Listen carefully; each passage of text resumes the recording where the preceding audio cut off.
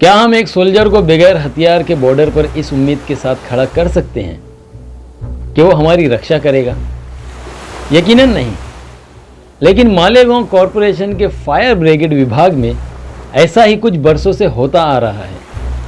और एक शख्स ऐसा भी है जो 18 सालों से मुसलसल ये काम किए जा रहा है। खुसूसी तौर से आग लगने के साथ ही दीगर हंगामी सूरत हाल के अलावा स्पेशली डूबी हुई लाशों से उसकी ज़ात का गहरा रिश्ता हो चुका है। सिर्फ मालेगांव और अतराफ ही नहीं बल्कि पूरे महाराष्ट्र स्टेट में उसका शोहरा और चर्चा है।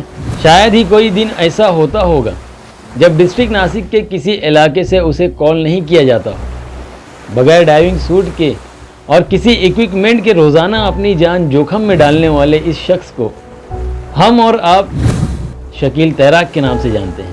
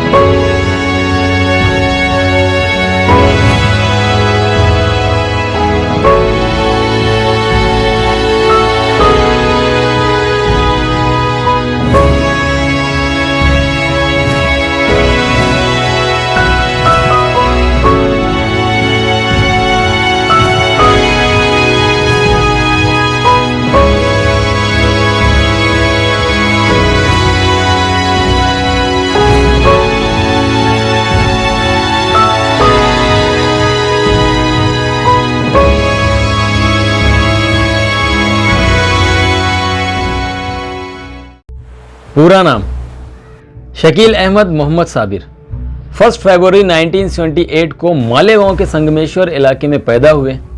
घर के करीब ही से मौसम नदी का गुजर था और शकील अहमद का स्कूल के बाद ज़्यादातर वक्त मौसम नदी के मौजों के साथ खेलने में गुजरता था। एजुकेशन तो 12th तक ही हासिल की है, लेकिन काम लाखों का करते हैं। और दिलचस्प बात यह है कि हर काम के बाद लाश के वारसीन की तरफ से दिया जाने वाला नजराना भी ये कहते हुए कबूल नहीं करते कि मैं गवर्नमेंट सर्वेंट हूँ और मेरी पेमेंट मेरे गुजारे के लिए काफ़ी है। शकील तैराक की असल कहानी शुरू होती है 1983 से। उनके चचा मोहम्मद जाबिर फायरमैन थे। 1983 में मालेगांव के इंडस्ट्रियल कॉम्प्लेक्स लोढ़ा भवन में आग लगी। आग बुझाने के दौरान विस्फोट हुआ। 4 फायरमैन जगह पर एक्सपायर हुए। उन 4 में से शकील तैराक के चचा मोहम्मद जाबिर भी एक थे। मोहम्मद जाबिर के ऑन ड्यूटी शहीद होने के बाद उनके बड़े भाई यानी शकील तैराक के पिताजी मोहम्मद साबिर की उनकी जगह पोस्टिंग हुई।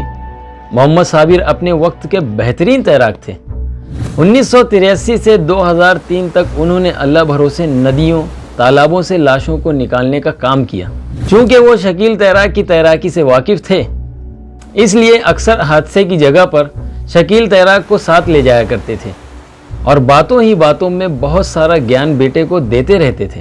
कुदरत भी बड़ी अजीब चीज़ है, वो अपना इंतज़ाम बराबर करती रहती है। अभी शकील तैराक की नई ज़िंदगी शुरू हुई थी, यानी शादी को 1-2 साल हुआ था और मोहम्मद साबिर साहब का बुलावा आ गया। ऑन ड्यूटी हार्ट अटैक से उनकी डेथ हो गई थी। फिर एक बार वही हुआ जो 20 साल पहले हुआ था। पिताजी की जगह शकील तैराक को फायरमैन की जॉब मिली और तब से लेकर आज तक शकील तैराक साहब पूरी ईमानदारी से अपने फ़राइज़ अंजाम दे रहे हैं। कैसा हो अगर जान बचाने वाले की खुद अपनी जान पर बंद आए। गिरना और मौसम नदी के संगम पर गिरना नदी की हद में एक पत्थर पर एक बुजुर्ग मछेरा कमर से ऊपर तक डूबा हुआ खड़ा था।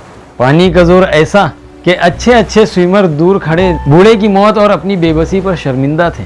शकील तैराक को याद किया गया। इस आदमी ने हमेशा की तरह लब्बैक कहा और अल्हड़ मौजों से 2-2 हाथ करने कूद पड़ा। बुजुर्ग मछेरे तक तो पहुंच गया, अब चैलेंज था कि किनारा कैसे मिले।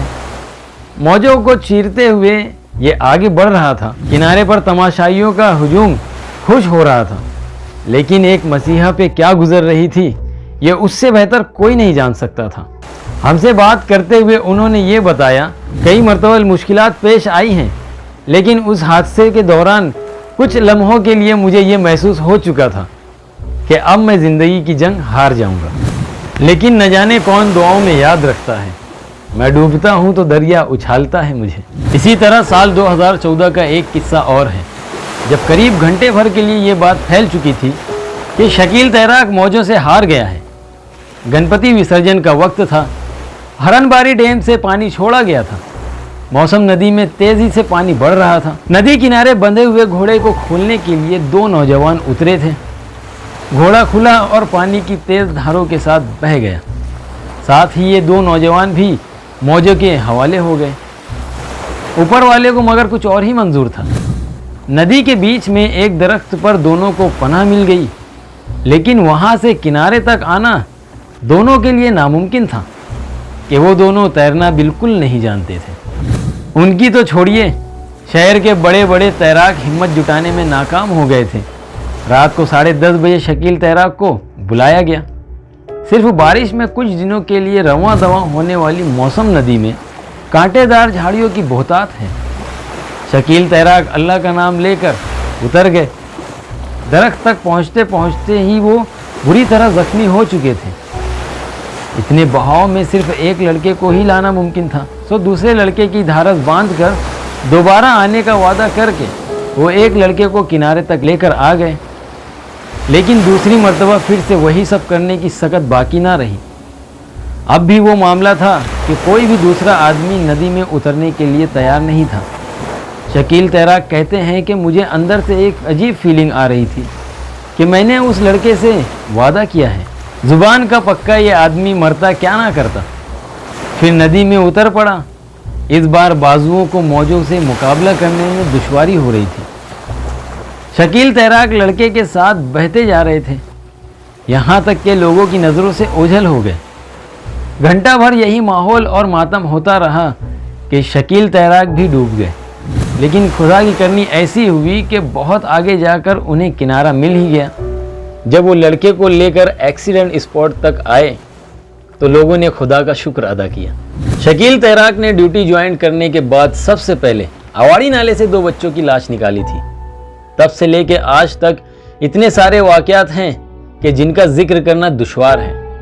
आप खुद अंदाज़ा लगाएं कि अब तक वो 1000 से ज़्यादा लाशें कुएं, तालाब, डैम और नदी से निकाल चुके हैं। इसी के साथ साथ 100 से ज़्यादा डूबते हुओं की ज़िंदगी को बचा भी चुके हैं। कभी 1 घंटे में लाश मिल जाती है, कभी कई दिनों तक पानी में रहना पड़ता है। मछली बाजार एरिया का बच्चा गिरना पुल से सेल्फी लेते हुए गिरा था।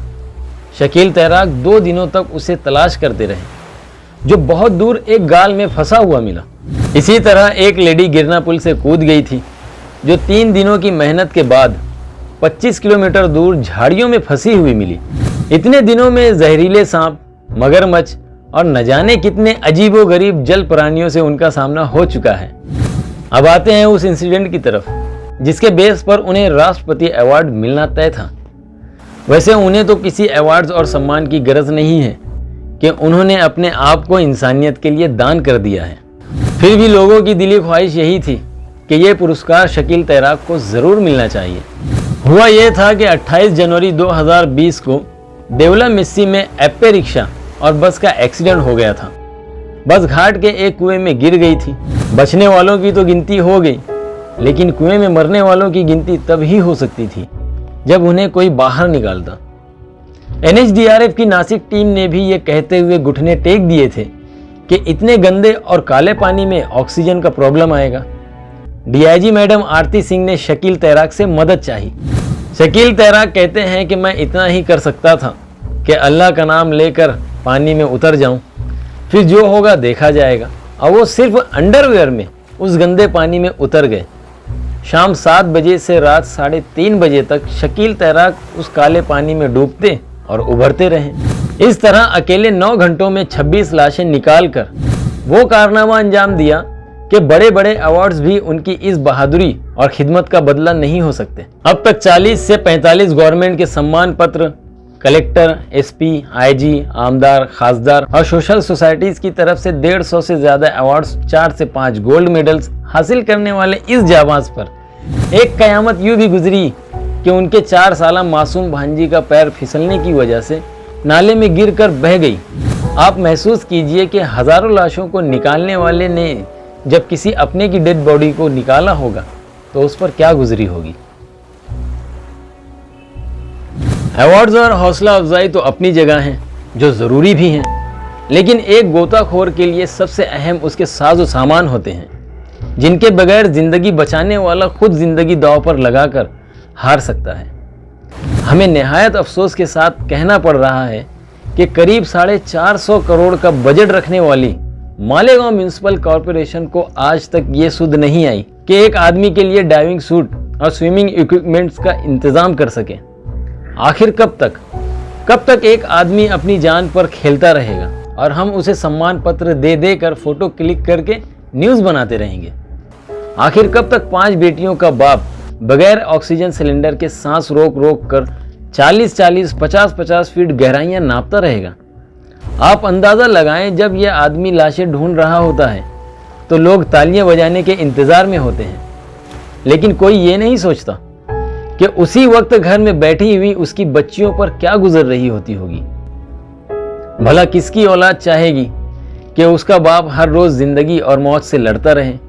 इसी के साथ कब तक मालेगांव के नौजवान बारिश के बाद नदी में पानी आने का इंतज़ार करते रहेंगे और फिर हर साल बहते हुए पानी में अपनी जवानी गंवाते रहेंगे।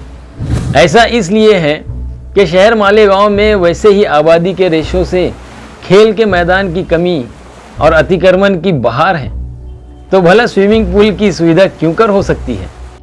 शकील तैरा खुद सरकारी अफसरान से इस बात का इजहार कर चुके हैं कि आप सरकारी स्विमिंग पूल का इंतज़ाम करें, जहां महफूज तरीके से कम पैसों पर बच्चों को स्विमिंग की ट्रेनिंग दी जा सके और उनका शौक भी पूरा होता रहे। गरचे आज कुछ प्राइवेट स्विमिंग पूल शहर में बन चुके हैं, लेकिन उनकी फीस हर कोई अफोर्ड नहीं कर सकता, ना ही वहाँ सीखने सिखाने का कोई माकूल नज़्म होता है। देखते हैं कब तक शहर के ओपन स्पेस पर सामाजिक कामों की आड़ में सियासी लोगों का कब्जा होता रहेगा और कब तक प्लेग्राउंड, गार्डन, जिम और स्विमिंग पूल जैसी पब्लिक फैसिलिटीज़ के लिए ये शहर तरसेगा। फिलहाल शकील तैराक के साथ राष्ट्रपति अवार्ड के ताल्लुक से हुई नाइंसाफ़ी के खिलाफ होने वाले एहतजाज का हम समर्थन करते हैं।